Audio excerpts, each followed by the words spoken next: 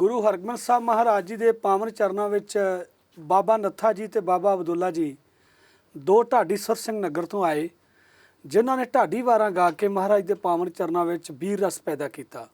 ਸੱਚੇ ਪਾਤਸ਼ਾਹ ਜੀ ਨੇ ਗੁਰੂ ਕੇ ਢਾਡੀ ਕਹਿ ਕੇ ਬਹੁਤ ਵੱਡਾ ਮਾਣ ਤੇ ਸਤਿਕਾਰ ਬਖਸ਼ਿਸ਼ ਕੀਤਾ।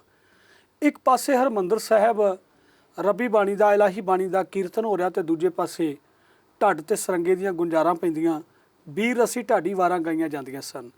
ਭਗਤੀ ਤੇ ਸ਼ਕਤੀ ਦਾ ਸਨਮੇਲ ਮਹਾਰਾਜ ਦੇ ਵੇਲੇ ਤੋਂ ਹੋਇਆ ਔਰ ਅਨੇਕਾਂ ਢਾਡੀ ਹੋਏ, ਜਿਨ੍ਹਾਂ ਨੇ ਸਿੱਖ ਜਗਤ ਅੰਦਰ ਮਹਾਨ ਸੇਵਾਵਾਂ ਕਰਕੇ ਇਤਿਹਾਸ ਗੁਰੂ ਕੇ ਸਰੋਤਿਆਂ ਤੱਕ ਪਹੁੰਚਾਇਆ। ਉਸੇ ਹੀ ਢਾਡੀ ਕਲਾ ਵਿੱਚੋਂ ਇੱਕ ਅਨਮੋਲ ਹੀਰੇ, ਇੱਕ ਉਹ ਅਨਮੋਲ ਰਤਨ ਜਿਹੜੇ ਸਾਡੇ ਕੋਲ ਸਰੀਰ ਕਰਕੇ ਤੇ ਭਾਵੇਂ ਵਿਛੜ ਗਏ, ਪਰ ਜਾਂਦੇ ਜਾਂਦੇ ਆਪਣੀ ਜਗ੍ਹਾ ਤੇ ਇੱਕ ਬਹੁਤ ਸੁੰਦਰ, ਸ਼ਾਨਦਾਰ ਤੇ ਫਲਦਾਰ ਬੂਟਾ ਲਾ ਕੇ ਗਏ। ਮੇਰੇ ਕਹਿਣ ਤੋਂ ਮੁਰਾਦ ਹੈ ਗਿਆਨੀ ਪ੍ਰਿਤਪਾਲ ਸਿੰਘ ਜੀ ਬੈਂਸ ਸਾਹਿਬ। ਅਨੇਕਾਂ ਦੇਸ਼ਾਂ ਵਿੱਚ ਜਾ ਕੇ ਸਿੱਖੀ ਦਾ ਪ੍ਰਚਾਰ ਕੀਤਾ, ਆਪਣੇ ਦੇਸ਼ ਵਿੱਚ ਰਹਿੰਦਿਆਂ ਵੀ ਬਹੁਤ ਵੱਡਾ ਢਾਡੀ ਕਲਾ ਦਾ ਲੋਹਾ ਮਨਵਾਇਆ। ਔਰ ਉਹਨਾਂ ਦੇ ਲਾਇਕ ਸਪੁੱਤਰ ਮੇਰੇ ਪਿਆਰੇ ਵੀਰ ਗੁਰਿੰਦਰ ਸਿੰਘ ਜੀ ਬੈਂਸ ਸਾਹਿਬ ਸਾਡੇ ਨਾਲ ਸਟੂਡੀਓ ਵਿੱਚ ਮੌਜੂਦ ਨੇ। ਵੀਰ ਜੀ, ਆਪ ਜੀ ਨੂੰ ਜੀ ਆਇਆਂ ਕਹਿੰਦੇ ਹਾਂ। ਵਾਹਿਗੁਰੂ ਜੀ ਕਾ ਖਾਲਸਾ, ਵਾਹਿਗੁਰੂ ਜੀ ਕੀ ਫਤਿਹ ਜੀ। ਢਾਡੀ ਕਲਾ ਸਿੱਖ ਜਗਤ ਅੰਦਰ ਗੁਰੂ ਹਰਗੋਬਿੰਦ ਸਾਹਿਬ ਮਹਾਰਾਜ ਜੀ ਨੇ ਨਵਾਜੀ। ਕਿੰਨਾ ਕੁ ਪਿਆਰ ਢਾਡੀ ਕਲਾ ਨੂੰ ਬਖਸ਼ਿਆ ਔਰ ਅੱਜ ਕਿਸ ਮੁਕਾਮ ਉੱਤੇ ਇਸ ਕਲਾ ਨੂੰ ਦੇਖਦੇ ਹੋ? ਛੇਵੇਂ ਪਾਤਸ਼ਾਹ ਮੇਰੀ ਪੀਰੀ ਦੇ ਮਾਲਕ ਸਾਹਿਬ ਸਤਿਗੁਰੂ ਸ੍ਰੀ ਗੁਰੂ ਹਰਗੋਬਿੰਦ ਸਾਹਿਬ ਜੀ ਮਹਾਰਾਜ ਨੇ ਜੀ ਜਦੋਂ ਅਕਾਲ ਤਖਤ ਸਾਹਿਬ ਦੀ ਸਥਾਪਨਾ ਕੀਤੀ ਹੈ, ਅਕਾਲ ਤਖਤ ਸਾਹਿਬ ਦੀ ਫਸੀਲ ਤੋਂ ਖੜੇ ਕਰਕੇ ਢਾਡੀ ਭਾਈ ਨੱਥਾ ਜੀ, ਭਾਈ ਅਬਦੁੱਲਾ ਜੀ ਨੂੰ ਉੱਥੇ ਖੜ ਕੇ ਮਾਣ ਬਖਸ਼ਿਸ਼ ਕੀਤਾ ਹੈ। ਉਸ ਤੋਂ ਪਹਿਲਾਂ ਜਿਹੜੇ ਢਾਡੀ ਸਿੰਘ ਸੀ ਉਹ ਆਮ ਤੌਰ ਤੇ ਸੱਥਾਂ ਦੇ ਵਿੱਚ ਖੜ ਕੇ ਸ਼ਾਹੂਕਾਰਾਂ ਦੀ ਉਸਤਤ ਕਰਿਆ ਕਰਦੇ ਸਨ। ਪਰ ਜਿਸ ਦਿਨ ਤੋਂ ਛੇਵੇਂ ਪਾਤਸ਼ਾਹ ਨੇ ਢਾਡੀਆਂ ਨੂੰ ਇਹ ਮਾਣ ਬਖਸ਼ਿਸ਼ ਕੀਤਾ ਹੈ, ਉਸੇ ਦਿਨ ਤੋਂ ਲਗਾਤਾਰ ਨਿਰੰਤਰ ਢਾਡੀਆਂ ਦੀ ਚੜ੍ਹਦੀ ਕਲਾ ਹੈ। ਅੱਜ ਵੀ ਤੁਸੀਂ ਵੇਖੋਗੇ ਸਮਾਜ ਦੇ ਵਿੱਚ ਜਿੱਥੇ ਢਾਡੀਆਂ ਨੂੰ ਮਾਇਆ ਦੇ ਨਾਲ ਨਿਵਾਜਿਆ ਜਾਂਦਾ ਹੈ, ਉੱਥੇ ਵੱਖੋ ਵੱਖਰੇ ਸਨਮਾਨਾਂ ਦੇ ਨਾਲ, ਕਿਤੇ ਗੋਲਡ ਮੈਡਲ ਦੇ ਨਾਲ, ਕਿਤੇ ਸੋਨੇ ਦੀਆਂ ਢੱਡ ਸਰੰਗੀਆਂ ਦੇ ਨਾਲ ਨਿਵਾਜਿਆ ਜਾ ਰਿਹਾ ਹੈ। ਸੋ ਗੁਰੂ ਸਾਹਿਬ ਦੀ ਕਿਰਪਾ ਦੇ ਸਦਕਾ ਢਾਡੀ ਕਲਾ ਅੱਜ ਬੁਲੰਦੀਆਂ ਨੂੰ ਛੂ ਰਹੀ ਹੈ। ਬਿਲਕੁਲ, ਢਾਡੀ ਕਲਾ ਅਕਾਲ ਤਖਤ ਸਾਹਿਬ ਦੇ ਵਿਹੜੇ ਵਿੱਚੋਂ ਉਪਜਦੀ ਹੈ ਜੀ। ਔਰ ਅਜੋਕੇ ਸਮੇਂ ਤੱਕ ਵਿਦੇਸ਼ਾਂ ਤੱਕ ਵੀ ਢਾਡੀ ਕਲਾ ਨੇ ਝੰਡੇ ਗੱਡੇ। ਬਿਲਕੁਲ ਜੀ। ਗਿਆਨੀ ਪ੍ਰਿਤਪਾਲ ਸਿੰਘ ਜੀ ਬੈਂਸ ਸਾਹਿਬ ਦਾ ਜ਼ਿਕਰ ਕਰੀਏ ਜੀ, ਕਿੰਨਾ ਕੁ ਸਮਾਂ ਉਹਨਾਂ ਨੇ ਸਿੱਖ ਕੌਮ ਦੀ ਸੇਵਾ ਕੀਤੀ ਢਾਡੀ ਕਲਾ ਵਿੱਚ? ਲਗਭਗ 1982 ਦੇ ਕਰੀਬ ਉਹਨਾਂ ਪਹਿਲਾ ਜੱਥਾ ਬਣਾਇਆ ਸੀ। ਵਾਹ। ਉਹਨਾਂ ਨੇ ਆਪਣੀ ਜ਼ਿੰਦਗੀ ਦੀ ਸ਼ੁਰੂਆਤ ਬਤੌਰ ਸੰਗੀਤਕ ਢਾਡੀ ਜੱਥਾ ਤੋਂ ਸ਼ੁਰੂਆਤ ਕੀਤੀ ਸੀ। ਸਭ ਤੋਂ ਪਹਿਲਾਂ ਉਹਨਾਂ ਦੇ ਜੱਥੇ ਦੇ ਮੈਂਬਰ ਸਨ ਮੱਘਰ ਸਿੰਘ ਜੀ ਅਣਖੀ ਸਾਹਿਬ, ਮਲਕੀਤ ਸਿੰਘ ਜੀ ਮੀਤ, ਜੋ ਕਿ ਕਲਾਕਾਰ ਬਣ ਗਏ ਸਨ। ਪਰ ਸਤਿਗੁਰਾਂ ਦੀ ਅਪਾਰ ਕਿਰਪਾ ਦੇ ਸਦਕਾ ਸਨਮਾਨਯੋਗ ਪਿਤਾ ਜੀ ਦਾ ਵੱਡਾ ਉਪਰਾਲਾ ਰਿਹਾ ਕਿ ਕਲਾਕਾਰ ਬਣਨ ਤੋਂ ਬਾਅਦ ਵਾਪਸ ਉਹਨਾਂ ਨੂੰ ਢਾਡੀ ਕਲਾ ਦੇ ਵਿੱਚ ਲੈ ਕੇ ਆਏ ਨੇ।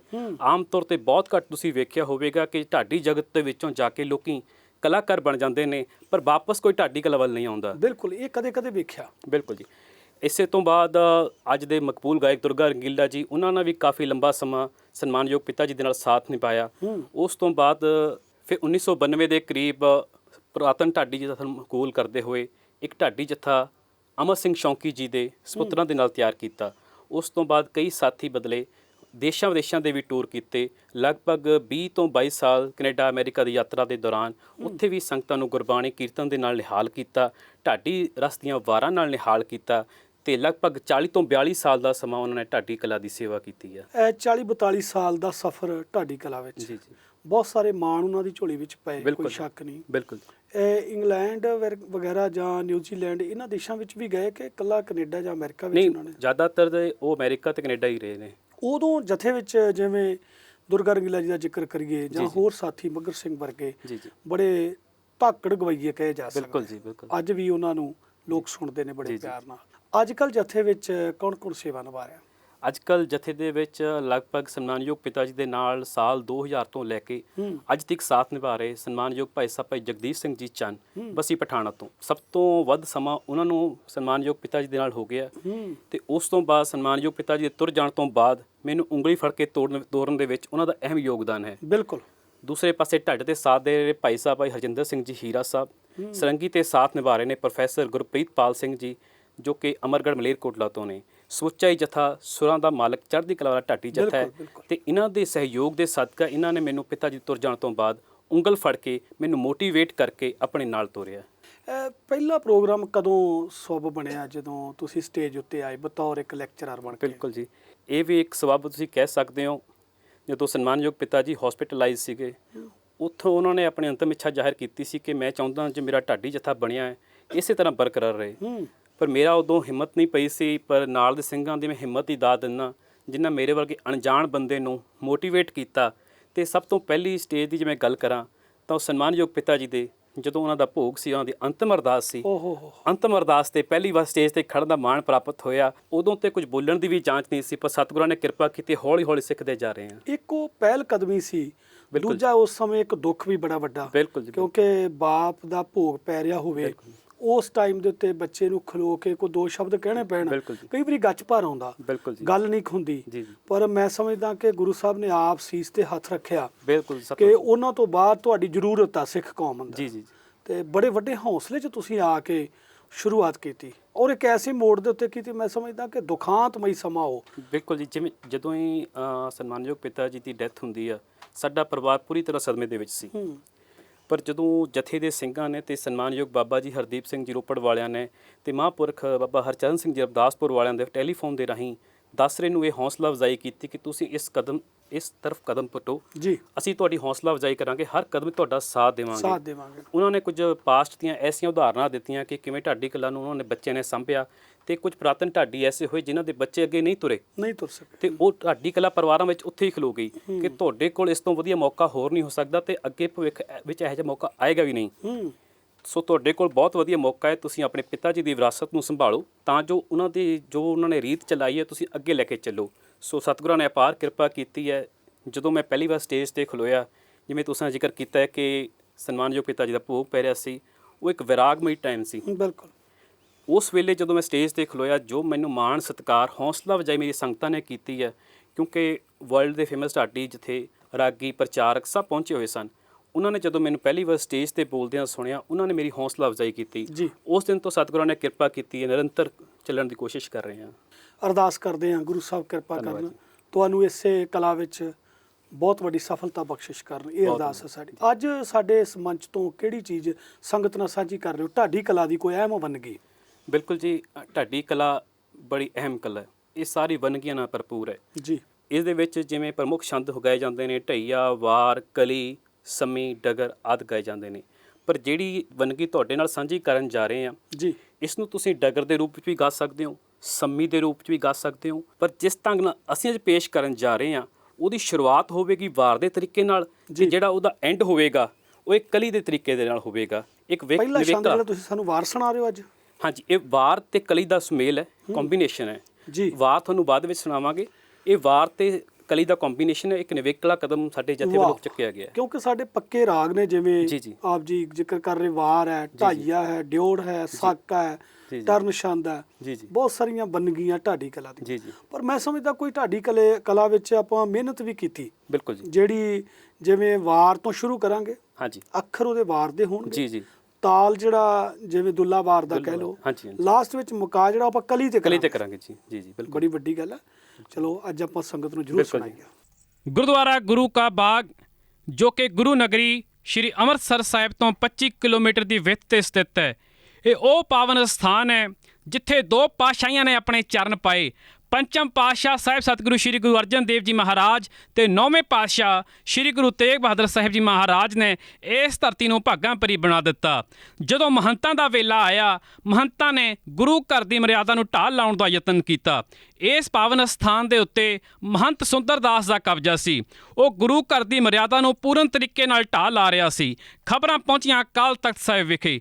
ਅਕਾਲ ਤਖਤ ਸਾਹਿਬ ਤੋਂ ਹਰ ਰੋਜ਼ 100 ਸਿੰਘਾਂ ਦਾ ਜਥਾ ਗੁਰੂ ਘਰ ਦੀ ਮਰਿਆਦਾ ਨੂੰ ਬਹਾਲ ਕਰਨ ਦੇ ਲਈ ਚਾਲੇ ਪਾਉਂਦਾ। ਜਦੋਂ ਇਹ ਸਿੰਘ ਰਸਤੇ ਵਿੱਚ ਪਹੁੰਚਦੇ ਤਾਂ ਵਕਤ ਦੀ ਗੋਰੀ ਸਰਕਾਰ ਗੋਰਾ ਅਫਸਰ ਬੀਟੀ ਦੇ ਅਗਵਾਈ ਦੇ ਵਿੱਚ ਸਿੰਘਾਂ ਦੇ ਉੱਤੇ ਤਸ਼ੱਦਦ ਕਰਦੇ ਤੇ ਸਿੰਘਾਂ ਨੂੰ ਕੇਸਾਂ ਤੋਂ ਫੜ ਕੇ ਧੋਇਆ ਕਰਦੇ। ਉਹਨਾਂ ਦੇ ਉੱਤੇ ਡਾਂਗਾਂ ਵਰਾਈਆਂ ਜਾਂਦੀਆਂ। ਸਿੱਖਾਂ ਦੇ ਹੋ ਰਹੇ ਇਸ ਜ਼ੁਲਮ ਨੂੰ ਢਾਡੀ ਜਥਾ ਆਪਣੇ ਸ਼ਬਦਾਂ ਵਿੱਚ ਕੁਝ ਇਉਂ ਕਹਿੰਦਾ ਆ ਰਿਹਾ।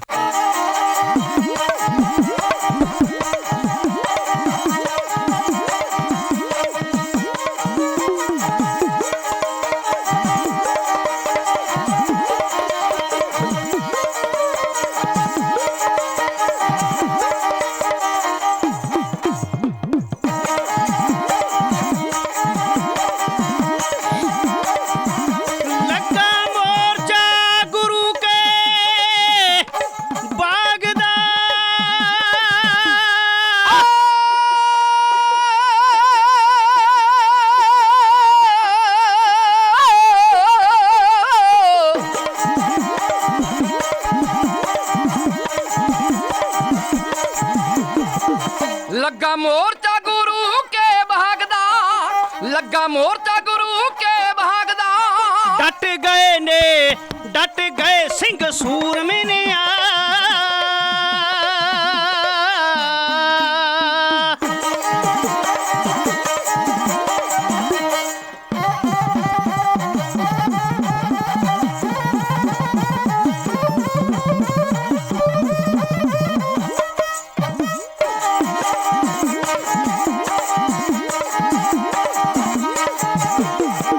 ਮੱਥਾ ਟੇਕ ਕੇ ਤਖਤ ਅਕਾਲ ਤੋਂ, ਮੱਥਾ ਟੇਕ ਕੇ ਤਖਤ ਅਕਾਲ ਤੋਂ। ਗਏ ਗੁਰੂ ਕੇ ਬਾਗ ਵਿੱਚ ਆ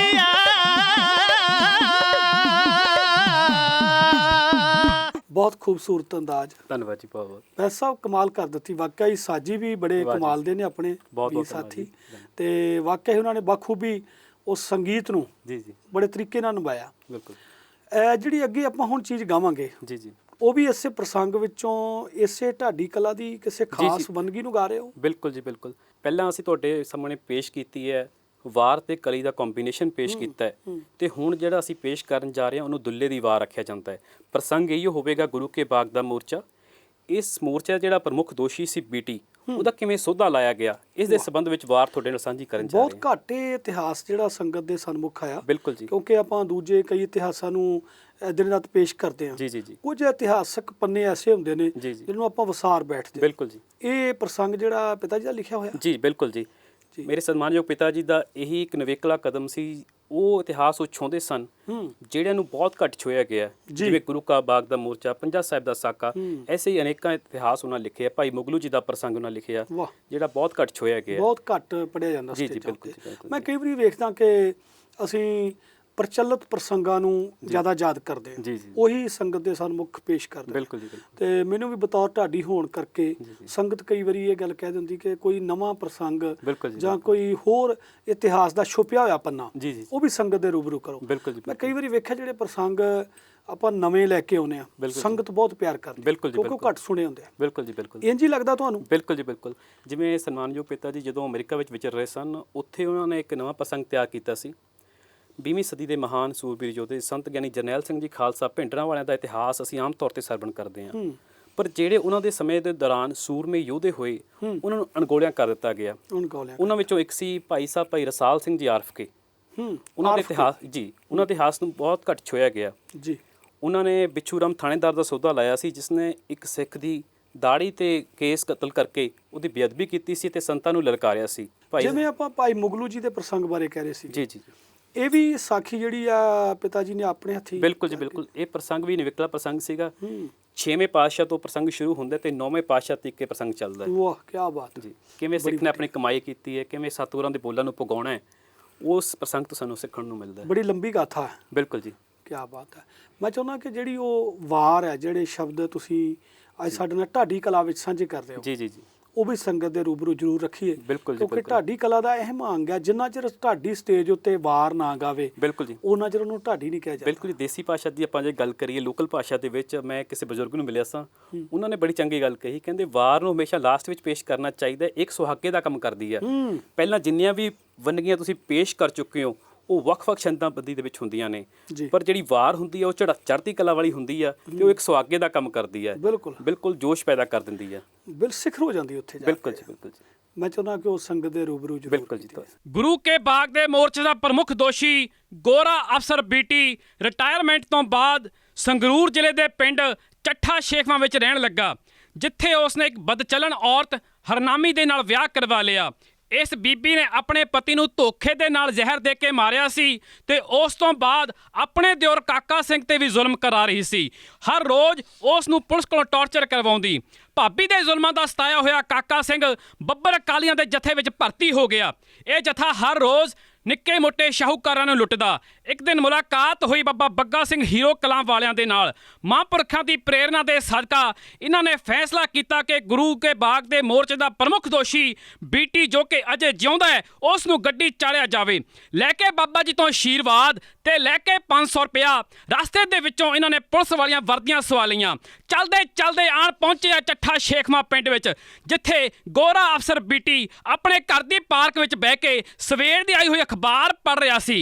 ਇਹਦੇ ਘਰੇ ਪਹੁੰਚ ਕੇ ਕੁੰਡਾ ਸਿੰਘ ਨੇ ਕੱਢ ਕੇ ਸਲੂਟ ਮਾਰਿਆ, ਕਹਿੰਦਾ ਜਨਾਬ ਆਪ ਦੇ ਬੁਲਾਵੇ ਤੇ ਪਹਿਲਾਂ ਵੀ ਕਈ ਵਾਰ ਆਏ ਹਾਂ, ਅੱਜ ਇਕੱਲੇ ਨਹੀਂ ਆਏ, ਅੱਜ ਆਪ ਜੀ ਦਾ ਦੋਸ਼ੀ ਆਪ ਜੀ ਦਾ ਮੁਜਰਮ ਕਾਕਾ ਸਿੰਘ ਨਾਲ ਲੈ ਕੇ ਆਏ ਹਾਂ। ਸੁਣਿਆ ਤੁਹਾਨੂੰ ਬੜਾ ਤੰਗ ਕੀਤਾ ਹੈ ਤੇ ਪਿੰਡ ਵਾਲਿਆਂ ਦੀ ਵੀ ਨੀਂਦ ਇਸਨੇ ਹਰਾਮ ਕਰ ਛੱਡੀ ਹੈ। ਤੇ ਕਾਕਾ ਸਿੰਘ ਨੂੰ ਇਸ਼ਾਰਾ ਕੀਤਾ, ਕਾਕਾ ਸਿਆ ਬਈ ਚੁੱਕ ਕੇ ਸਾਹਿਬ ਦੇ ਪੈਰਾਂ 'ਚ ਮੰਗ ਲੈ ਮਾਫੀ, ਬਖਸ਼ਾ ਲੈ ਭੁੱਲਾਂ। ਕਾਕਾ ਸਿੰਘ ਦੇ ਅੰਦਰ ਵੀ ਬਦਲੇ ਦੀ ਭਾਵਨਾ ਉਬਾਲ ਮਾਰ ਰਹੀ ਸੀ। ਬਈ ਸਿੰਘ ਨੂੰ ਆਇਆ ਜੋਸ਼, ਉਹਦੇ ਫੜ ਕੇ ਡੋਲੇ, ਪਾਪੀ ਨੂੰ ਚੁੱਕ ਕੇ ਕੁਰਸੀ ਸਮੇਤ ਕੜਮ ਕਰਦਾ ਧਰਤੀ ਤੇ ਭਗਾ ਕੇ ਮਾਰਿਆ। ਮੌਕਾ ਸੰਭਿਆ ਸਰਦਾਰ ਹਰੀ ਸਿੰਘ ਨੇ, ਉਹਨਾਂ ਕੱਢਿਆ ਬੰਦੇ ਮਾਰਨਾ ਰਿਵਾਲਵਰ, ਤੜਾਕ ਤੜਾਕ ਮਾਰ ਕੇ 3 ਗੋਲੀਆਂ। ਗੋਰੇ ਪਾਪੀ ਦਾ ਭੋਗ ਪਤਾ ਲਵਾ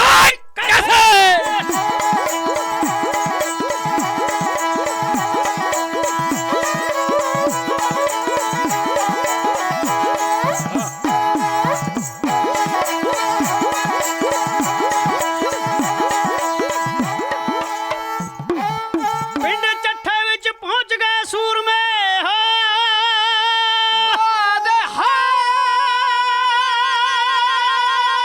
ਜ਼ਾਲਮ ਖਾਣ ਨੂੰ ਸਭ ਕੇ ਸਿਖਾਉਣ ਨੂੰ ਬੀਟੀ ਦੇ ਮਕਾਉਣ ਨੂੰ ਆਏ ਸੂਰੇ ਚੜ ਕੇ।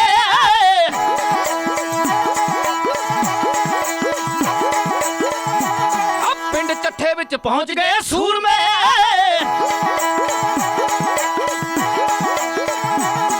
ਪਿੰਡ ਚੱਠੇ ਵਿੱਚ ਪਹੁੰਚ ਗਏ ਸੂਰਮੇ ਔਖੀ ਬੀਟੀ ਦੀ ਨੂੰ ਘੇਰਾ ਲਿਆ। ਬੜੇ ਪੁਲਸੀਏ ਜਵਾਨ ਥਾਣੇਦਾਰ ਦੇ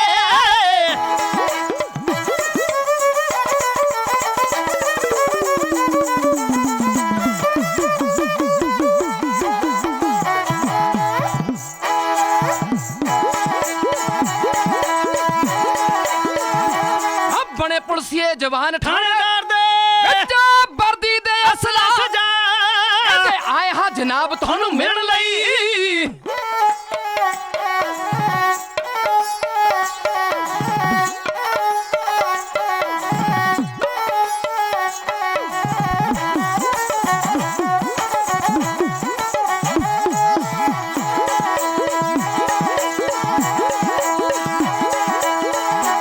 ਉਹ ਕਹਿੰਦੇ ਆਏ ਹਾਂ ਜਨਾਬ ਤੁਹਾਨੂੰ ਮਿਲਣ ਲਈ ਮੁਜਰਮ ਕਾਕਾ ਪੇਸ਼ ਕਰੀਏ। ਕੁਰਸੀ ਉੱਤੇ ਬੈਠਾ ਪੜੇ ਅਖਬਾਰ ਜੋ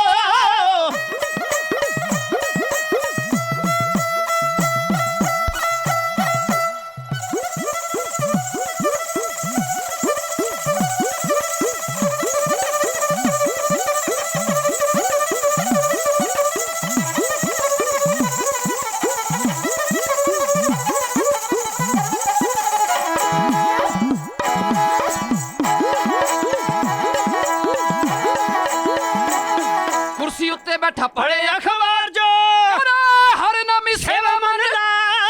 ਹਣੇ ਹਰ ਨੇ ਸਲੂਟ ਕੱਢ ਮਾਰਿਆ।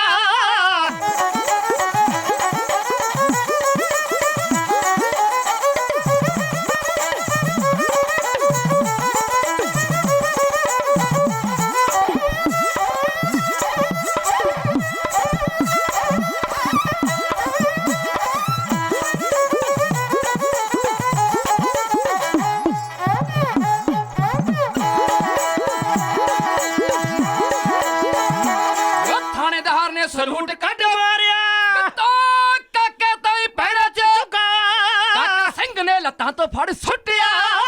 ਬੈਸ ਸਾਹਿਬ ਬੜਾ ਵਧੀਆ ਅੰਦਾਜ਼, ਧੰਨਵਾਦ ਜੀ। ਔਰ ਮੈਂ ਕਹਿ ਲਵਾਂ ਵਾਕਿਆ ਹੀ ਉਹ ਸੁਹਾਗੇ ਵਾਲੀ ਗੱਲ ਹੁੰਦੀ ਵਾਹ ਜੀ, ਧੰਨਵਾਦ ਜੀ। ਜਦੋਂ ਕਈ ਵਾਰੀ ਕਲੀ ਗਾਈ ਜਾਂਦੀ, ਕੋਰੜਾ ਗਾਇਆ ਜਾਂਦਾ, ਦੁਤਾਰਾ ਗਾਇਆ ਜਾਂਦਾ, ਜੀ, ਜੀ। ਜਾਂ ਆਪਾਂ ਹੋਰ ਵੀ ਕਈ ਵੰਨਗੀਆਂ ਸੰਗਤ ਦੇ ਰੂਬਰੂ ਰੱਖਦੇ ਹਾਂ। ਜੀ ਜੀ, ਲਾਸਟ ਵਿੱਚ ਆਣ ਕੇ ਵੀਰ ਰਸੀ ਵਾਰ, ਵਾਹ ਜੀ, ਜਦੋਂ ਢਾਡ ਉੱਤੇ ਥਾਪ ਲਾਉਂਦੇ, ਸਰੰਗੀ ਉੱਤੇ ਗੱਜ ਲੱਗਦਾ, ਜਾਂ ਪ੍ਰਚਾਰਕ ਸਿੰਘ ਜੀ। ਪੂਰੇ ਜੋਸ਼ ਵਿੱਚ ਆਣ ਕੇ ਬਿਲਕੁਲ ਜੀ, ਵੀਰ ਰਸ ਪੈਦਾ ਕਰਕੇ ਜਦੋਂ ਉਹ ਵਾਰ ਨੂੰ ਟਿਕਾਉਂਦਾ, ਵਾਹ ਜੀ, ਤੇ ਵਾਕਿਆ ਹੀ ਉਹ ਇੰਜ ਲੱਗਦਾ ਕਿ ਜਿਵੇਂ ਨਾ ਸਾਰਾ ਕੁਝ ਹੀ ਮੁਕੰਮਲ ਕਰਕੇ ਆਪਾਂ ਬਿਲਕੁਲ। ਕਿਸੇ ਚੀਜ਼ ਨੂੰ ਅੰਤਮ ਛੋਹਾਂ ਦੇ ਦਈਏ। ਮੈਂ ਆਪ ਜੀ ਦੀ ਗੱਲ ਵਿੱਚ ਵਾਧਾ ਕਰਨਾ ਚਾਹਾਂਗਾ। ਵਾਰ ਸਭ ਗਾ ਲੈਂਦੇ ਨੇ, ਹੂੰ ਪਰ ਜਦੋਂ ਤੱਕ ਵਾਰ ਦੀ ਛਡਾਈ ਤੇ ਵਾਰ ਦੀ ਗਵਾਈ ਉਹ ਸਹੀ ਢੰਗ ਨਾਲ ਨਹੀਂ ਹੋਵੇਗੀ ਤਾਂ ਵਾਰ ਸੁਣਨ ਦਾ ਆਨੰਦ ਵੀ ਨਹੀਂ ਆਉਂਦਾ। ਬਿਲਕੁਲ ਬਿਲਕੁਲ ਇਸ ਲਈ ਇਸ ਦੀ ਛਡਾਈ ਤੇ ਗਵਾਈ ਬਿਲਕੁਲ ਚੜ੍ਹਦੀ ਕਲਾ ਵਾਲੀ ਹੋਣੀ ਚਾਹੀਦੀ ਹੈ, ਜੋਸ਼ ਤੇ ਭਰਪੂਰ ਹੋਣੀ ਚਾਹੀਦੀ ਹੈ। ਜਿਹੜੀ ਵੀ ਸੰਗਤ ਤੁਹਾਨੂੰ ਸਰਵਣ ਕਰ ਰਹੀ ਹੈ ਉਸ ਨੂੰ ਇਹ ਫੀਲ ਹੋ ਰਿਹਾ ਹੋਵੇ ਕਿ ਉਹ ਸਾਰਾ ਨਜ਼ਾਰਾ ਆਪਣੇ ਅੱਖਾਂ ਦੇ ਨਾਲ ਤੱਕ ਰਹੀ ਹੈ। ਅੱਖਾਂ ਨਾਲ ਤੱਕ ਰਹੇ ਨੇ। ਬਿਲਕੁਲ ਉਹ ਦ੍ਰਿਸ਼ ਜਿੰਨਾ ਚਿਰ ਪੇਸ਼ ਨਹੀਂ ਹੁੰਦਾ, ਜੀ ਜੀ ਸਾਰੀ ਜਿਵੇਂ ਉਹ ਹਕੀਕਤ ਨਜ਼ਰ ਨਹੀਂ ਆਉਂਦੀ, ਉਹਨਾਂ ਚਿਰ ਸ਼ਾਇਦ ਵਾਰ ਗਾਈ ਦਾ ਵੀ ਆਨੰਦ ਨਹੀਂ ਆਉਂਦਾ। ਜੀ ਜੀ ਬਿਲਕੁਲ। ਤੇ ਕਈ ਵਾਰੀ ਮੈਂ ਵੇਖਿਆ ਢਾਡੀ ਸਿੰਘਾਂ ਨੂੰ ਬੜੇ ਬੜੇ ਖੂਬਸੂਰਤ ਅੰਦਾਜ਼ ਵਿੱਚ, ਇੰਜ ਲੱਗਦਾ ਜਿਵੇਂ ਆਪਾਂ ਉਸ ਚੀਜ਼ ਨੂੰ ਸਾਹਮਣੇ ਦੇਖ ਰਹੇ ਹਾਂ। ਵਾਹ ਜੀ ਬਿਲਕੁਲ। ਜਿਹੜਾ ਵੀ ਪ੍ਰਸੰਗ ਆਉਂਦੇ ਨਾ, ਬਿਲਕੁਲ ਜੀ ਬਿਲਕੁਲ। ਇਹ ਵੀ ਇੱਕ ਕਲਾ ਹੈ। ਬਿਲਕੁਲ ਜੀ ਇਹ ਵੀ ਇੱਕ ਰਸਮ, ਬੜੇ ਰਸਾਂ ਵਿੱਚ ਢਾਡੀ ਕਲਾ ਨੂੰ ਗਾਇਆ ਜਾਂਦਾ, ਪੇਸ਼ ਕੀਤਾ ਜਾਂਦਾ। ਬਿਲਕੁਲ ਜੀ। ਕੁਝ ਰਸ ਜਿਵੇਂ ਢਾਡੀ ਕਲਾ ਵਿੱਚ ਜ਼ਿਆਦਾ ਆਉਂਦਾ ਵੀਰ ਰਸ, ਬਿਲਕੁਲ ਜੀ। ਕਿਉਂਕਿ ਗੁਰੂ ਹਰਗੋਬਿੰਦ ਸਾਹਿਬ ਮਹਾਰਾਜ ਨੇ ਸਾਡੀ ਡਿਊਟੀ ਇਹ ਲਾਈ ਬਿਲਕੁਲ ਜੀ ਬਿਲਕੁਲ। ਕਿ ਵੀਰ ਰਸ ਪੈਦਾ ਕੀਤਾ ਜੀ, ਜਾਏ। ਬਿਲਕੁਲ ਜੀ। ਤੇ ਵੀਰ ਰਸ ਜਦੋਂ ਸਟੇਜ ਉੱਤੇ ਢਾਡੀ ਸਿੰਘ ਪੇਸ਼ ਕਰਦੇ, ਕੌਮ ਦੀਆਂ ਰਗਾਂ ਵਿੱਚ ਜੰਮਿਆ ਹੋਇਆ ਖੂਨ ਜੀ ਜੀ ਤਰੋ ਤਾਜ਼ਾ ਹੋ ਜਾਂਦਾ। ਬਿਲਕੁਲ ਜੀ ਬਿਲਕੁਲ ਜੀ। ਕਿੰਨੇ ਕੁ ਪ੍ਰਸੰਗ ਪਿਤਾ ਜੀ ਨੇ ਲਿਖੇ, ਕਿਤਾਬੀ ਸ਼ਕਲ ਵੀ ਦਿੱਤੀ ਕਿ ਜਾਂ? ਬਿਲਕੁਲ ਜੀ, ਉਹਨਾਂ ਨੇ ਲਗਭਗ 40-50 ਤੋਂ ਵੱਧ ਪ੍ਰਸੰਗ ਆਪਣੇ ਹੱਥੀਂ ਲਿਖੇ ਨੇ। ਹੂੰ ਜਿੱਥੇ ਉਹ ਆਪਣੇ ਹੱਥੀਂ ਲਿਖੇ ਪ੍ਰਸੰਗ ਗਾਉਂਦੇ ਸੀ, ਉੱਥੇ ਪੁਰਾਤਨ ਢਾਡੀ ਜਿਵੇਂ ਬਾਪੂ ਅਮਰ ਸਿੰਘ ਜੀ ਸ਼ੌਂਕੀ ਸਾਹਿਬ ਹੋ ਗਏ, ਗਿਆਨੀ ਦਇਆ ਸਿੰਘ ਜੀ ਦਿਲਬਰ, ਪਾਲ ਸਿੰਘ ਜੀ ਪੰਛੀ ਸਾਹਿਬ, ਇਹਨਾਂ ਪੁਰਾਤਨ ਢਾਡੀਆਂ ਦੇ ਵੰਨਗੀਆਂ ਨੂੰ ਉਹਨਾਂ ਨੇ ਗਾਇਆ।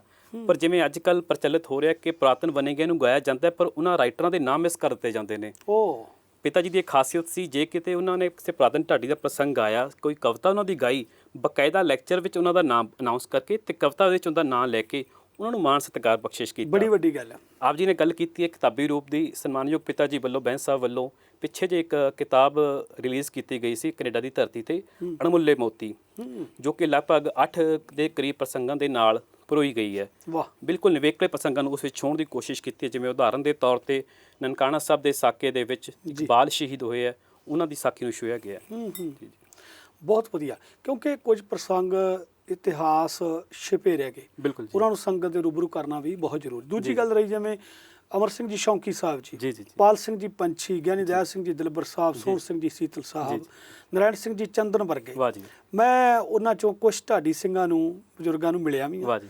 ਮੈਂ ਉਹਦੇ 'ਚ ਇਹ ਗੱਲ ਦੇਖੀ ਕਿ ਵਾਕਿਆ ਹੀ ਉਹਨਾਂ ਦੇ ਬੜੇ ਬੜੇ ਵੱਡੇ ਦਿਲ, ਵਾਹ ਜੀ। ਬੜੇ ਵੱਡੇ ਜਿਗਰੇ ਵਾਲੇ, ਕਿ ਜਿਹੜੀ ਵੀ ਚੀਜ਼ ਗਾਉਣੀ ਆ ਬਾ ਪ੍ਰੂਫ ਸੰਗਤ ਨੂੰ ਦੱਸ ਕੇ ਬਿਲਕੁਲ ਕਿ ਇਹ ਸ਼ੌਂਕੀ ਸਾਹਿਬ ਦੀ ਚੀਜ਼ ਅਸੀਂ ਗਾਉਣ ਲੱਗੇ ਆ, ਉਹਨਾਂ ਦੀ ਲਿਖਤ ਹੈ। ਗਿਆਨੀ ਦਇਆ ਸਿੰਘ ਦਿਲਬਰ ਸਾਹਿਬ ਕੀ ਕਹਿੰਦੇ ਹੁੰਦੇ ਸੀ, ਲਿਖਤ ਬਾਪੂ ਸੋਹਣ ਸਿੰਘ ਸੀਤਲ ਹੋਰਾਂ ਦੀ ਪੇਸ਼ ਕਰ ਰਹੇ ਨੇ ਗਿਆਨੀ ਦਇਆ ਸਿੰਘ ਦਿਲਬਰ। ਉਹਨਾਂ ਦਾ ਵੱਖਰਾ ਸਟਾਈਲ ਸੀ, ਦੇਖੋ ਉਹਨਾਂ ਵਰਗਾ ਢਾਡੀ ਹੋਰ ਕੋਈ ਦੱਸਣ ਨਾਲ ਵੀ ਸੰਗਤ ਨੂੰ ਵੀ ਪਤਾ ਲੱਗਦਾ। ਮੇਰਾ ਖਿਆਲ ਉਹਦੇ ਵਿੱਚ ਮਾਣ ਵੀ ਜ਼ਿਆਦਾ ਵੱਧਦਾ। ਬਿਲਕੁਲ ਜੀ ਬਿਲਕੁਲ। ਦੇਖੋ ਤੁਸੀਂ ਕੋਈ ਰਾਈਟਰ ਕੋਈ ਕਵਿਤਾ ਲਿਖਦਾ, ਉਸ ਨੂੰ ਆਪਾਂ ਬੇਸ਼ੱਕ ਕੋਈ ਕੈਸ਼ ਪ੍ਰਾਈਜ਼ ਨਾ ਦਈਏ, ਜਦੋਂ ਸਟੇਜ ਤੇ ਖੜ ਕੇ ਤੁਸੀਂ ਮਾਣ ਸਤਿਕਾਰ ਦੇ ਨਾਲ ਉਹਦਾ ਨਾਂ ਲੈਂਦੇ ਹੋ, ਉਹਦੇ ਨਾਲ ਉਸ ਤੋਂ ਵੱਡਾ ਮਾਣ ਸਨਮਾਨ ਉਸ ਰਾਈਟਰ ਲਈ ਨਹੀਂ ਹੋ ਸਕਦਾ, ਕਿਉਂਕਿ ਉਹਦੇ ਤੁਰ ਜਾਣ ਤੋਂ ਬਾਅਦ ਤੁਸੀਂ ਉਸ ਨੂੰ ਸਟੇਜ ਤੇ ਜਿਉਂਦਾ ਰੱਖ ਰਹੇ ਹੋ। ਬਿਲਕੁਲ, ਬੜੀ ਵੱਡੀ ਗੱਲ ਹੈ। ਜੀ ਜੀ। ਕਈ ਵਾਰੀ ਕੁਝ ਲਿਖਾਰੀ ਐਸੇ ਹੁੰਦੇ ਨੇ ਜਿਹੜੇ ਲਿਖਤ ਤੇ ਬਹੁਤ ਵਧੀਆ ਹੁੰਦੀ ਹੈ, ਜੀ ਜੀ, ਪਰ ਉਹਨਾਂ ਦਾ ਨਾਮ ਸੰਗਤ ਦੇ ਰੂਬਰੂ ਨਹੀਂ ਆਇਆ ਹੁੰਦਾ। ਜੀ ਜੀ ਜੀ ਬਿਲਕੁਲ। ਜੇ ਆਪਾਂ ਉਹਨਾਂ ਦਾ ਜ਼ਿਕਰ ਕਰਾਂਗੇ ਸਟੇਜ ਉੱਤੇ, ਵਾਕਿਆ ਹੀ ਲੋਕ ਉਹਨਾਂ ਨੂੰ ਦਿਲੋਂ ਪਿਆਰ ਕਰਨਗੇ ਵੀ ਇਸ ਬੰਦੇ ਨੇ ਬੜੇ ਸੋਹਣੇ ਅੱਖਰ ਲਿਖੇ। ਬਿਲਕੁਲ ਜੀ ਬਿਲਕੁਲ। ਬੈਂਸ ਸਾਹਿਬ ਪਿਤਾ ਜੀ ਨੂੰ ਸੰਗਤ ਨੇ ਬਹੁਤ ਸੁਣਿਆ, ਦੇਸ਼ਾਂ ਵਿਦੇਸ਼ਾਂ ਵਿੱਚ ਜਾਣ ਦਾ ਮੌਕਾ ਮਿਲਿਆ। ਬੜਾ ਵੱਡਾ ਨਾਮ ਆ ਬੈਂਸ ਸਾਹਿਬ। ਬਿਲਕੁਲ। ਅੱਜ ਵੀ ਸਾਨੂੰ ਮਾਣ ਆ ਕਿ ਤੁਸੀਂ ਉਹਨਾਂ ਦੀ ਜਗ੍ਹਾ, ਉਹਨਾਂ ਦਾ ਹੀ ਰੂਪ ਬਣ ਕੇ ਸੰਗਤ ਵਿੱਚ ਵਿਚਰ ਰਹੇ ਹੋ। ਕਿੰਨੇ ਕੁ ਮਾਣ ਸਨਮਾਨ ਸੰਗਤ ਨੂੰ ਉਹਨਾਂ ਦੀ ਝੋਲੀ ਵਿੱਚ ਪਾਏ? ਪਾਲ ਸਾਹਿਬ ਜੀ, ਜਿੱਥੋਂ ਤੱਕ ਮਾਣ ਸਨਮਾਨ ਦੀ ਗੱਲ ਹੈ ਉਹਦੀ ਕੋਈ ਗਿਣਤੀ ਨਹੀਂ ਕੀਤੀ ਜਾ ਸਕਦੀ। ਆਪਣੇ ਢਾਡੀ ਜੀਵਨ ਦੇ ਦੌਰਾਨ ਪਿਤਾ ਜੀ ਨੂੰ ਬੇਅੰਤ ਮਾਣ ਸਨਮਾਨ ਬਖਸ਼ਿਸ਼ ਹੋਏ। ਕੈਨੇਡਾ ਦੀ ਧਰਤੀ ਦੇ ਉੱਤੇ ਲਗਭਗ 5-6 ਵਾਰ ਗੋਲਡ ਮੈਡਲ ਨਾਲ ਸਨਮਾਨਿਆ ਗਿਆ। ਉਸ ਤੋਂ ਇਲਾਵਾ ਪ੍ਰੋਫੈਸਰ ਮੋਹਨ ਸਿੰਘ ਮੇਲੇ ਤੇ ਅਨੇਕਾਂ ਵਾਰ ਨਿਵਾਜਿਆ ਗਿਆ। ਅਮਰ ਸਿੰਘ ਸ਼ੌਂਕੀ ਜੀ ਦੇ ਮੇਲੇ ਤੇ ਅਨੇਕਾਂ ਵਾਰ ਨਿਵਾਜਿਆ ਗਿਆ। ਤੇ ਸ਼ਹੀਦੀ ਜੋੜ ਮੇਲਾ ਸ਼੍ਰੀ ਫਤਿਹਗੜ੍ਹ ਸਾਹਿਬ, ਉੱਥੇ ਸ਼੍ਰੋਮਣੀ ਕਮੇਟੀ ਵੱਲੋਂ ਇੱਕ ਢਾਡੀ ਦਰਬਾਰ ਕਰਵਾਇਆ ਜਾਂਦਾ ਹੈ। ਉਸ ਢਾਡੀ ਦਰਬਾਰ ਦੇ ਵਿੱਚ ਸਾਰੇ ਢਾਡੀ ਸਿੰਘਾਂ ਨੂੰ ਟੌਪਿਕ ਦਿੱਤੇ ਜਾਂਦੇ ਸਨ। ਵਾਹ, ਵਿਸ਼ਾ ਦੇ ਦੇਣਾ। ਵਿਸ਼ਾ ਦੇ ਦਿੰਦੇ ਸੀ। ਉਹਦੇ ਨਾਲ ਇੱਕ ਟਾਰਗੇਟ ਹੋਰ ਰੱਖਿਆ ਜਾਂਦਾ ਸੀ ਟਾਈਮ ਲਿਮਿਟ ਦਾ। ਜੀ 15 ਮਿੰਟ ਦੇ ਵਿੱਚ ਤੁਸੀਂ ਅਨੰਦਪੁਰ ਸਾਹਿਬ ਤੋਂ ਲੈ ਕੇ ਚਮਕੌਰ ਸਾਹਿਬ ਤੇ ਸਾਕਾ ਸਰਹੰਦ ਸਰਵਣ ਕਰਵਾਉਣਾ ਹੈ। ਵਾਹ, ਅੱਛਾ, 15 ਮਿੰਟ। ਇਹ ਮਾਣ ਪਿਤਾ ਜੀ ਨੂੰ ਹਾਸਲ ਹੋਇਆ ਤੇ ਲਗਾਤਾਰ 5 ਸਾਲ ਉੱਥੇ ਸਨਮਾਨ ਹਾਸਲ ਕੀਤਾ। ਕੀ ਬਾਤ, ਬੜੀ ਪਹਿਲੇ ਨੰਬਰ ਤੇ ਆ ਕੇ ਉੱਥੇ ਮਾਣ ਸਨਮਾਨ ਹਾਸਲ ਕੀਤਾ। ਇਹ ਕਈ ਵਾਰੀ ਟਾਈਮਿੰਗ ਨੂੰ ਅਸੀਂ ਦੇਖਦੇ ਨਹੀਂ, ਢਾਡੀ ਬਦੋ ਬਦੀ 1-2 ਮਿੰਟ ਉੱਪਰ ਚਲੇ ਜਾਂਦੇ ਆ। ਜਾਂ ਜਿਵੇਂ ਤੁਸੀਂ ਕਹਿ ਰਹੇ ਸੀਗੇ ਕਿ ਅਨੰਦਪੁਰ ਸਾਹਿਬ ਤੋਂ ਚਮਕੌਰ ਸਾਹਿਬ ਜਾਣਾ, ਚਮਕੌਰ ਸਾਹਿਬ ਤੋਂ ਸਰਹੰਦ ਵਾਲੇ ਸਾਕੇ ਨੂੰ ਵੀ ਟੱਚ ਕਰਕੇ ਇਹ 15 ਮਿੰਟ ਵਿੱਚ ਬਹੁਤ ਮੁਸ਼ਕਲ ਗੱਲ ਆ। ਬਿਲਕੁਲ, ਇਹੀ ਉਹਨਾਂ ਦੀ ਖਾਸੀਅਤ ਸੀ, ਸ਼ਬਦਾਂ ਦੀ ਪਕੜ ਤੇ ਉਹਨਾਂ ਦੇ ਬੋਲਣ ਦੀ ਰਵਾਨਗੀ। ਤੇ ਜਿਵੇਂ ਉਹਨਾਂ ਦੀ ਮਿਹਨਤ ਸੀਗੀ, ਜਿਵੇਂ ਉਰਦੂ ਦੀ ਸ਼ੈਲੀ ਨੂੰ ਬਾਖੂਬੀ ਬਿਆਨ ਕਰਨਾ, ਉਹਨਾਂ ਦੀ ਜੋ ਮਿਹਨਤ ਸੀ, ਇਹ ਸਭ ਕੁਝ ਉਹਨਾਂ ਦੀ ਤਿਆਰੀ ਦੇ ਸਦਕਾ ਸੀ ਕਿ ਜਦੋਂ ਵੀ ਉਹ ਸਟੇਜ 'ਤੇ ਖਲੋਂਦੇ ਸੀ, ਟਾਈਮ ਦੇ ਅਨੁਕੂਲ ਆਪਣੀ ਪ੍ਰਚਾਰ ਨੂੰ ਉਹ ਐਡਜਸਟ ਕਰ ਲੈਂਦੇ ਸੀ। ਇਹ ਸਭ ਤੋਂ ਵੱਡੀ ਉਹਨਾਂ ਦੀ ਖੂਬੀ ਸੀ। ਬਿਲਕੁਲ। ਪਰਿਵਾਰਕ ਪਿਛੋਕੜ ਬਾਰੇ ਗਿਆਨੀ ਜੀ ਦਾ ਕਿਸ ਪਰਿਵਾਰ ਨਾਲ ਤਾਲੁਕ ਰਿਹਾ? ਤੁਸੀਂ ਕਿਵੇਂ ਕਿੱਥੇ ਤੁਹਾਡਾ ਜਨਮ ਹੋਇਆ? ਉੱਥੇ ਭਰਤਗੜ੍ਹ ਹੀ ਆਪਣੇ ਜੀ ਜੀ ਜੀ ਦਾਸ ਦੇ ਸਨਮਾਨਯੋਗ ਪਿਤਾ ਜੀ ਗਿਆਨੀ ਪ੍ਰਿਤਪਾਲ ਸਿੰਘ ਜੀ ਬੈਂਸ ਸਾਹਿਬ, ਉਹਨਾਂ ਦਾ ਜਨਮ 15 ਅਪ੍ਰੈਲ 1962 ਈਸਵੀ ਨੂੰ ਭਰਤਗੜ੍ਹ ਨਗਰ ਵਿਖੇ ਹੋਇਆ। ਭਰਤਗੜ੍ਹ ਨਗਰ ਬੜਾ ਇਤਿਹਾਸਕ ਨਗਰ ਹੈ। ਨੌਵੇਂ ਪਾਤਸ਼ਾਹ ਸਾਹਿਬ ਸਤਿਗੁਰੂ ਸ਼੍ਰੀ ਗੁਰੂ ਤੇਗ ਬਹਾਦਰ ਸਾਹਿਬ ਜੀ ਮਹਾਰਾਜ ਜਦੋਂ ਦਿੱਲੀ ਸ਼ਹੀਦ ਹੋਣ ਦੇ ਲਈ ਜਾਂਦੇ ਨੇ ਤਾਂ ਸਭ ਤੋਂ ਪਹਿਲਾ ਪੜਾ ਸਾਡੇ ਨਗਰ ਦੇ ਵਿੱਚ ਕੀਤਾ। ਵਾਹ ਕੀ ਬਾਤ। ਇਸ ਤੋਂ ਇਲਾਵਾ ਸਾਡੇ ਜਿਹੜਾ ਨਗਰ ਦਾ ਸੰਬੰਧ ਹੈ ਉਹ ਸਿੱਖ ਇਤਿਹਾਸ ਦੇ ਨਾਲ ਵੀ ਹੈ। ਜਦੋਂ ਸਿੱਖ ਮਿਸਲਾਂ ਦਾ ਵੇਲਾ ਸੀ ਉੱਥੇ ਨਵਾਬ ਕਪੂਰ ਸਿੰਘ ਜੀ ਦਾ ਇੱਕ ਯਾਦਗਾਰੀ ਇਤਿਹਾਸਕ ਕਿਲ੍ਹਾ ਵੀ ਬਣਿਆ ਹੋਇਆ ਹੈ। ਇਸ ਤੋਂ ਇਲਾਵਾ ਬ੍ਰਹਮ ਗਿਆਨੀ ਸੰਤ ਬਾਬਾ ਅਜੀਤ ਸਿੰਘ ਜੀ ਹੰਸਾਲੀ ਵਾਲਿਆਂ ਦੀ ਜੰਮਣ ਭੋਇਆਂ ਸਾਡਾ ਪਿੰਡ। ਕੀ ਬਾਤ। ਉਸ ਤੋਂ ਬਾਅਦ ਸਨਮਾਨਯੋਗ ਪਿਤਾ ਦਾ ਜਨਮ ਉੱਥੇ ਹੁੰਦਾ ਹੈ। ਬਿਲਕੁਲ ਆਮ ਸਧਾਰਨ ਪਰਿਵਾਰ ਦੇ ਵਿੱਚ, ਜੱਟ ਜ਼ਮੀਂਦਾਰਾਂ ਦਾ ਪਰਿਵਾਰ। ਪਿਤਾ ਜੀ ਵੀ ਖੇਤੀ ਕਰਦੇ ਸਨ, ਉਸ ਤੋਂ ਪਹਿਲਾਂ ਵੀ ਖੇਤੀ ਨਾਲ ਹੀ ਸੰਬੰਧ ਸੀ, ਪਰ ਮਾਤਾ ਜੀ ਸਿੱਖੀ ਨਾਲ ਜੁੜੇ ਹੋਏ ਸਨ ਜੀ। ਬਚਪਨ ਤੋਂ ਹੀ ਸਿੱਖੀ ਦੀ ਗੁੜਤੀ ਪ੍ਰਾਪਤ ਹੋਈ। ਸਕੂਲ ਦੇ ਵਿੱਚ ਜਾਣਾ, ਸਵੇਰ ਦੀਆਂ ਖਬਰਾਂ ਪੜ੍ਹਨੀਆਂ, ਰੇਡੀਓ ਤੋਂ ਖਬਰਾਂ ਸੁਣ ਕੇ ਸਕੂਲ ਵਿੱਚ ਖਬਰਾਂ ਪੜ੍ਹਨੀਆਂ। ਉਸ ਤੋਂ ਬਾਅਦ ਸਟੇਜ 'ਤੇ ਖਲੋ ਕੇ ਕੋਈ ਛੰਦਾਬੰਦੀ ਪੇਸ਼ ਕਰਨੀ, ਕੋਈ ਲੈਕਚਰ ਪੇਸ਼ ਕਰਨਾ, ਕੋਈ ਵਾਰ ਪੇਸ਼ ਕਰਨੀ। ਉੱਥੋਂ ਇੰਟਰਸਟ ਸ਼ੁਰੂ ਹੋਇਆ। ਫਿਰ ਚੇਟਕ ਲੱਗੀ ਬ੍ਰਹਮ ਗਿਆਨੀ ਸੰਤ ਬਾਬਾ ਅਜੀਤ ਸਿੰਘ ਜੀ ਪਰਿਵਾਰ ਵਿਛੋੜਾ ਸਾਹਿਬ ਵਾਲੇ, ਉਹਨਾਂ ਨੇ ਗੁਰਬਾਣੀ ਦੀ ਸੰਥਿਆ ਆਪ ਕੋਲ ਬਹਿ ਕੇ ਕਰਵਾਈ। ਉਸ ਤੋਂ ਬਾਅਦ ਫਿਰ ਢਾਡੀ ਕਲਾਂ ਦੇ ਵਿੱਚ ਕਦਮ ਰੱਖਿਆ ਤੇ ਉਸ ਤੋਂ ਬਾਅਦ ਲਗਭਗ 40-45 ਸਾਲ ਦੇ ਕਰੀਬ ਸਮਾਂ ਉਹਨਾਂ ਨੇ ਢਾਡੀ ਕਲਾਂ ਦੇ ਵਿੱਚ ਸੇਵਾ ਨਿਭਾਈ ਹੈ। ਤੇ ਦਾਸਰੇ ਦਾ ਵੀ ਜਨਮ ਉਸੇ ਨਗਰ ਭਰਤਗੜ੍ਹ ਦੇ ਵਿੱਚ ਹੋਇਆ ਤੇ ਉਹਨਾਂ ਤੋਂ ਪਿਤਾ ਜੀ ਦੇ ਤੁਰ ਜਾਣ ਤੋਂ ਬਾਅਦ ਮੈਂ ਇਸ ਖੇਤਰ ਦੇ ਵਿੱਚ ਆਇਆ ਹਾਂ। ਬਹੁਤ ਵਧੀਆ। ਵੇਖੋ, ਇੱਕ ਤੇ ਉਹ ਗੁਰੂ ਸਾਹਿਬ ਦੇ ਚਰਨ ਮੁਬਾਰਕ ਪਏ ਮਹਾਂਪੁਰਖਾਂ ਦੇ। ਮੈਂ ਸਮਝਦਾ ਢਾਡੀ ਕਲਾ ਦਾ ਵੀ ਉਸ ਧਰਤੀ ਅੰਦਰ ਜਨਮ ਹੁੰਦਾ। ਬੈਂਸ ਸਾਹਿਬ ਜੀ ਦਾ ਜਨਮ ਭਰਤਗੜ੍ਹ ਦੀ ਧਰਤੀ ਅੰਦਰ ਹੁੰਦਾ। ਅਨੇਕਾਂ ਮਾਣ ਸਨਮਾਨ ਮਿਲੇ। ਆਉਣ ਵਾਲੇ ਢਾਡੀ ਸਿੰਘ ਜਿਵੇਂ ਹੁਣ ਵੀ ਬੜੇ ਮਿਹਨਤ ਕਰ ਰਹੇ ਨੇ ਸਾਡੇ ਵੀਰ, ਕੁਛ ਬੀਬੀਆਂ ਦੇ ਜਥੇ ਵੀ ਆ ਰਹੇ ਨੇ। ਸਾਨੂੰ ਲੋੜ ਹੈ, ਜ਼ਰੂਰਤ ਹੈ। ਮੈਂ ਚਾਹੁੰਦਾ ਤੁਸੀਂ ਬਹੁਤ ਥੋੜ੍ਹੇ ਸਮੇਂ ਵਿੱਚ ਇਸ ਖੇਤਰ ਵਿੱਚ ਵੱਡੀਆਂ ਪਲਾਂਘਾਂ ਭਰੀਆਂ ਨੇ। ਉਹਨਾਂ ਵੀਰਾਂ ਨੂੰ ਕੀ ਮੈਸੇਜ ਦੇਣਾ ਚਾਹੁੰਦੇ ਹੋ ਜਿਹੜੇ ਨਵੇਂ ਇਸ ਖੇਤਰ ਵਿੱਚ ਆ ਰਹੇ ਆ? ਬਿਲਕੁਲ ਜੀ, ਬਹੁਤ ਸੀ ਚੰਗੀ ਗੱਲ ਕੀਤੀ ਹੈ। ਜਿਵੇਂ ਨੌਜਵਾਨ ਵੀਰ ਤੇ ਭੈਣਾਂ ਇਸ ਖੇਤਰ ਦੇ ਵਿੱਚ ਆ ਰਹੇ ਨੇ, ਉਹਨਾਂ ਲਈ ਪਲੇਟਫਾਰਮ ਬਹੁਤ ਵਧੀਆ ਹੈ। ਤੇ ਮੈਂ ਵੇਖਦਾ ਉਹਨਾਂ ਜਿਹੜੇ ਪੁਰਾਤਨ ਢਾਡੀ ਸੀ ਉਹਨਾਂ ਦੇ ਲਈ ਪਲੇਟਫਾਰਮ ਕੋਈ ਨਹੀਂ ਸੀ ਜੀ। ਸਾਡੇ ਲਈ ਸਭ ਤੋਂ ਵਧੀਆ ਪਲੇਟਫਾਰਮ ਹੈ ਸੋਸ਼ਲ ਮੀਡੀਆ। ਪਰ ਉਸ ਨੂੰ ਅਸੀਂ ਯੂਜ਼ ਕਿਸ ਤਰ੍ਹਾਂ ਕਰਨਾ ਹੈ, ਉਸ ਨੂੰ ਯੂਜ਼ ਕਰਨ ਦਾ ਸਾਨੂੰ ਤਰੀਕਾ ਆਉਣਾ ਚਾਹੀਦਾ ਤੇ ਸਾਡੀ ਮਿਹਨਤ ਰੰਗ ਲਿਆਉਂਦੀ ਹੈ। ਮੈਂ ਆਪਣੇ ਆਉਣ ਵਾਲੇ ਢਾਡੀ ਵੀਰਾਂ ਤੇ ਭੈਣਾਂ ਨੂੰ ਇਹੀ ਬੇਨਤੀ ਕਰਾਂਗਾ, ਜਦੋਂ ਵੀ ਤੁਸੀਂ ਸੰਗਤ ਦੇ ਸਾਹਮਣੇ ਪੇਸ਼ ਹੋਵੋ, ਬਿਲਕੁਲ ਪ੍ਰੋਪਰ ਤਿਆਰੀ ਦੇ ਨਾਲ, ਪ੍ਰੋਪਰ ਮਿਹਨਤ ਦੇ ਨਾਲ ਸੰਗਤ ਦੇ ਸਾਹਮਣੇ ਆਓ। ਸੰਗਤ ਤੁਹਾਨੂੰ ਬਿਲਕੁਲ ਬਣਦਾ ਮਾਣ ਸਨਮਾਨ ਬਖਸ਼ਿਸ਼ ਕਰਕੇ ਆਪਣੀ ਪਲਕਾਂ ਤੇ ਬਿਠਾਏਗੀ। ਕੀ ਬਾਤ ਹੈ ਬੈਂਸ ਸਾਹਿਬ। ਦਿਲ ਕਰਦਾ ਸੀ ਕਿ ਮੈਂ ਹੋਰ ਵੀ ਗੱਲਾਂ ਕਰਾਂ, ਸਮਾਂ ਇਜਾਜ਼ਤ ਨਹੀਂ ਦਿੰਦਾ। ਕਦੇ ਫਿਰ ਸਮਾਂ ਬਣਿਆ ਹੋਰ ਵੀ ਵਿਚਾਰਾਂ ਕਰਾਂਗੇ। ਇੱਕ ਵਾਰ ਫਿਰ ਜਥੇ ਨੂੰ ਜੀ ਆਇਆ। ਵਾਹਿਗੁਰੂ ਜੀ ਕਾ ਖਾਲਸਾ, ਵਾਹਿਗੁਰੂ ਜੀ ਕੀ ਫਤਿਹ।